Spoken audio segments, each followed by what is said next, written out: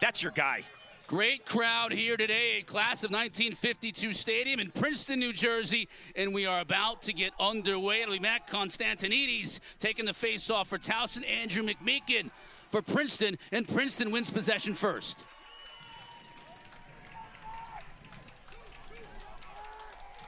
If you saw any, the freshman Bonanno with the assist. And the crowd coming in here, filing in, just taking their seats on this day with less than a minute gone in this game. Something to cheer about.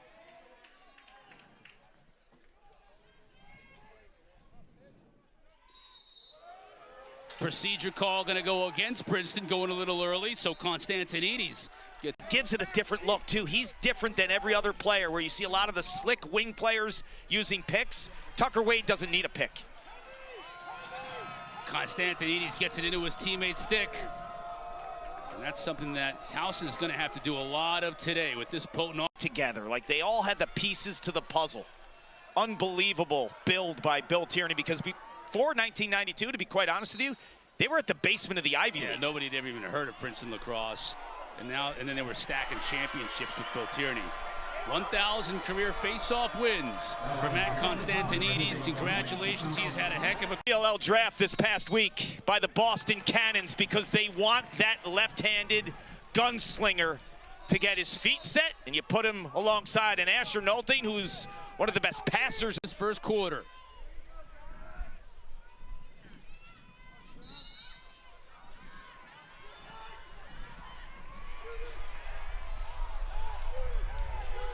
Ground ball picked up by Princeton. The shot rattles off a defense. In the same era I did. He actually ended my season in 1996, their first of 3 titles for that group. Just an amazing right-handed shooter, and loved the same type of wing spots that Coulter Mack has. Keep it rolling, Michael.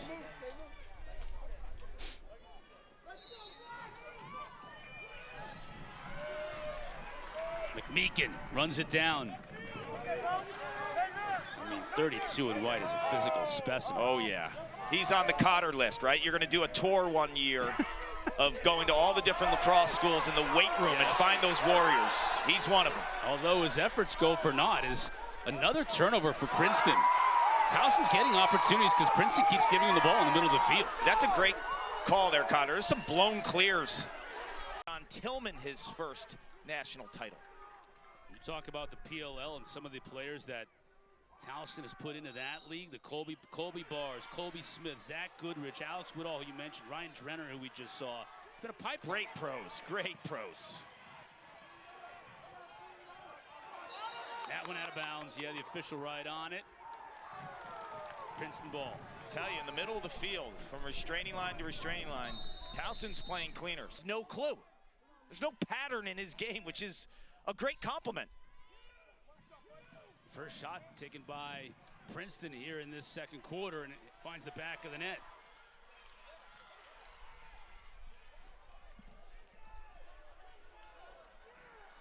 Princeton is this time able to pick up the GB and clear it to Miller. Hard.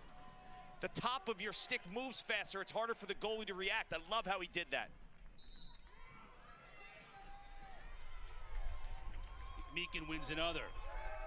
Now, can they do anything with the possession? That's been their issue. Green will run it to Daylight and get it to Kabiri. Princeton has won all 6 face-offs in this quarter. In his 4th of the day.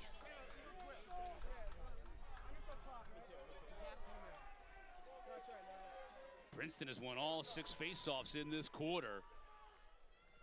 Mcmeekin really asserting his dominance. Get another violation going against Towson. If you look at Mcmeekin's year, he really struggled. First third of the season, he was in the mid-30s percent-wise in terms of winning. This team, outside of Wade, is not like the heaviest dodging up-top type of offensive threat. They thrive off of ball movement. They thrive off of shots with low angles, and then opposite corner. On a right-handed goalie, where do you want to shoot? Win it out front in Mcmeekin. Time, room. some bullseye.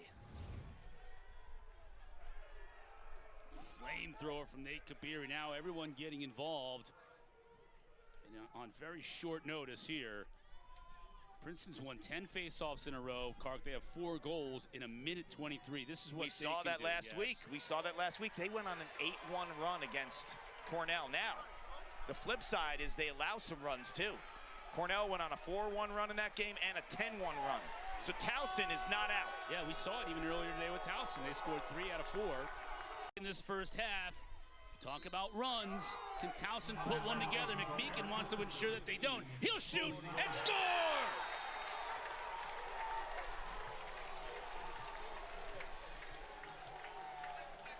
I'm seeing all this unfold before my very eyes. The last goal for Princeton was Mcmeekin out front to Kabiri. So right now, Towson's too concerned with the point man. They don't go to Mcmeekin. So he makes them pay.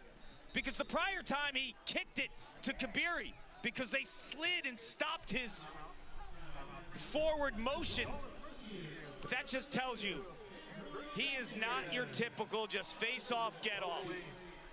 He will make you pay if you don't pick him up, and that was gorgeous recognition of an offense that could beat you out front on a face-off wing with the face-off specialist scoring, and then the prior possession, when they come to him and stop him, he kicks it to the sharpshooter. So the question is, what do you do if you're Towson in that spot? They proved both of those theories very difficult. Coach Madelon called. Mix things up. The lead is 4, matching the largest lead of the game for Princeton.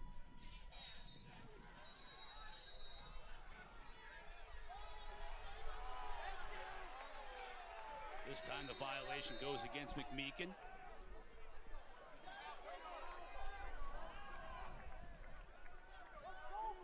And now Towson's got to find a way to answer. It'd be huge to get one back here, at least one. Him to want to get into your body, then you time those thrusts, and that's when you get really slippery. And then as he's doing that, Towson's doing a fantastic job, Chris, of clearing out and giving him that space in front of the cage to increase. Oh, you got the all-time leading goal scorer in school history on the left wing, and Coulter Mackesy. That's the dude on the right wing who just absolutely crushes it. Mcmeekin, this time the extra pass, and Downs makes the save. Burns couldn't beat him. Final minute, watch out here. You know, Mcmeekin has been a story this season.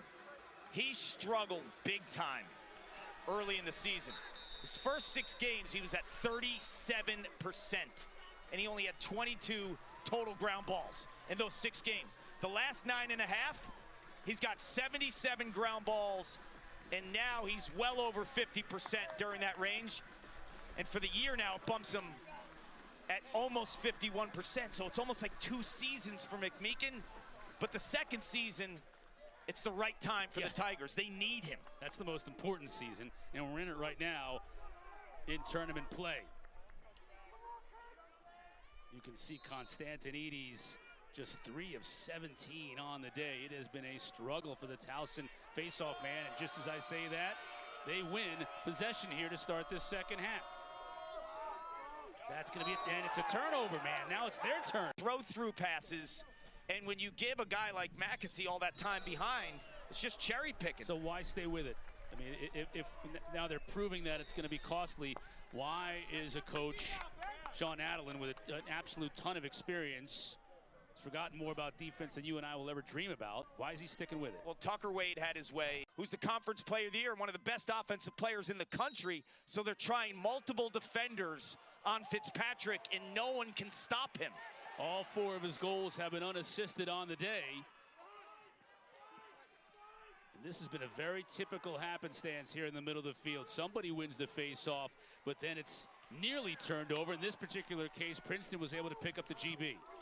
And I love it. Or is he going to press out to Kabiri? And once he had him kind of in the middle ground, that's when he made that pass. Mcmeekin too quick that time with the violation.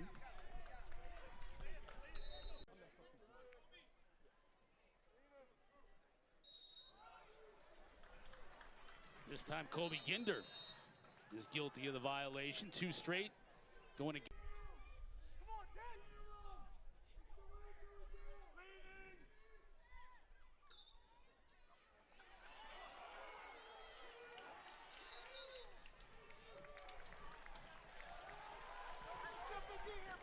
Gonna get a loose ball violation. Now after back-to-back violations, Mcmeekin is back in there against Constantinides. And Mcmeekin wants to right the ship, but Constantinides isn't gonna let him do it. He'll take a shot, almost got it off. Thought he was gonna go right to the doorstep, Kark, but he's able to keep possession. That's important. Yeah, what it allows them to do is when they catch the ball too, they can go down the alley with the stick to their outside. So Mcmeekin, when he's flipped to the left, sometimes he can dodge down the alley lefty with the stick to his outside. And Kabiri, if he catches that high enough, he goes down the alley with his right hand, with the stick to the outside of the defender. So it's a with shooting virtuoso performances. And the lead is back up to 6 for Princeton midway through this 3rd quarter. Princeton wanted a hold, the fans didn't get it, but Mcmeekin gets possession anyways. The hold is going to go against Princeton.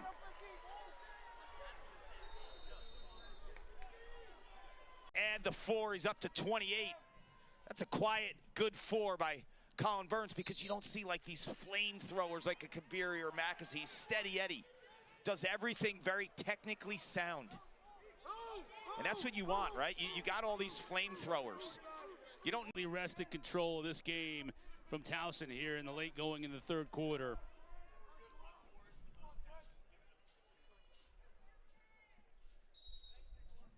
18-10 is our score.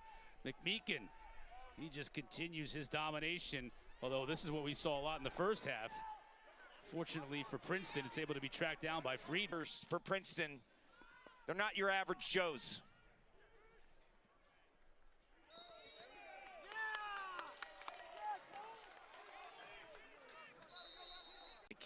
High velocity, sweet shooting stroke, effortless, and just hammers corners too. That's what you're seeing in today's day and age, man. These guys are so skilled. It's not just the way they shoot, it's the multiple release points too. They're very unpredictable in terms of where the ball's being released from, where it's going. And we've seen that all risk because it's all top hand when you score.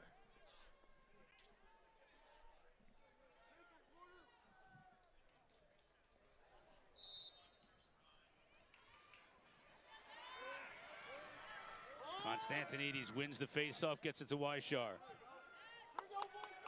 Quickly to Schreier. Defender. 8th nationally in goals per game.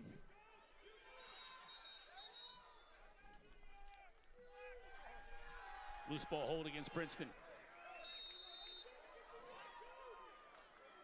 Left, pop a corner. And this time he does it lefty on the run. You talk about shooting versatility of Kabiri and guys like Burns. Well, add Cameron to the mix. And you're seeing a Towson team defensively, Kark, I think is a little worn out here in this 4th quarter. They've been chasing around these Princeton Tigers all game long. To Coach Nadalin, and props for Connor for slinging that one and making the most of an opportunity.